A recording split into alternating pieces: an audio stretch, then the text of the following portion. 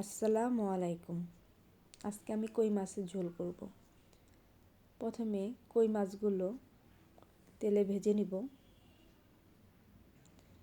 সবগুলো কই মাছ দিয়ে দিলাম, দিয়ে কড়া ভাজবো না, একটু হালকা করে ভাজবো।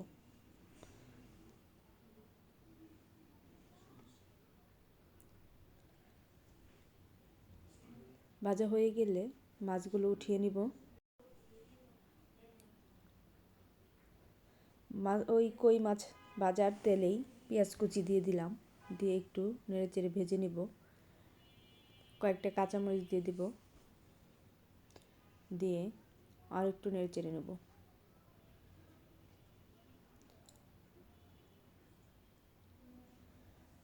এদিকে ধুয়ে রাখা গোল গোল করে কেটে রেখেছিলাম আলু, সেই আলুগুলো দিয়ে পেঁয়াজ কাঁচামরিচের সাথে অনেকটা সময় ধীরে ধীরে ভাজবো।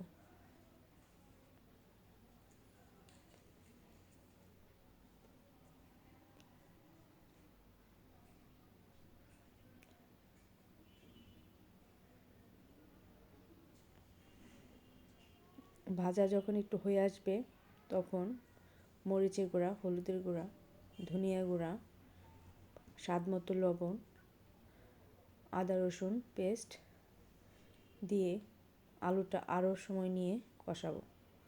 একটু পানি দিয়ে দেবো যেন পুড়ে না যায় নিচে। বেশ সময় নিয়ে কষিয়ে নিব।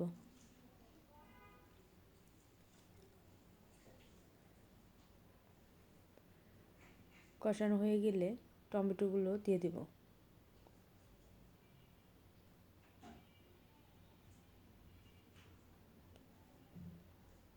কষানো হয়ে গেছে, এখন পরিমাণ মতো ঝোল দিয়ে দেব। একটু ঝোল বেশিই দেব, যেহেতু আলুর ঝোল করব, মাছের কই মাছের একটু ঝোল থাকবে।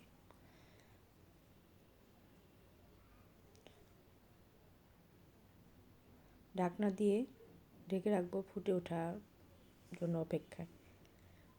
ঝোলটাও ফুটে আসলে ভেজে রাখা মাছগুলো দিয়ে দেব।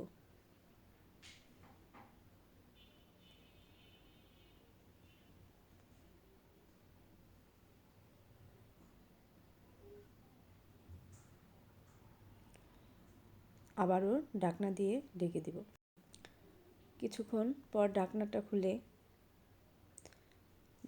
জিরের গুঁড়ো দিয়ে ভালো করে নাড়াচাড়া করে আবারও কিছুক্ষণের জন্য ঢেকে রাখব। কয়েকটা কাঁচামরিচ দিয়ে দিলাম, আবারও ঢেকে দিব।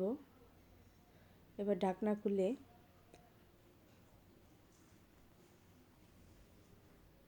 ধনিয়া পাতা কুচিগুলো দিয়ে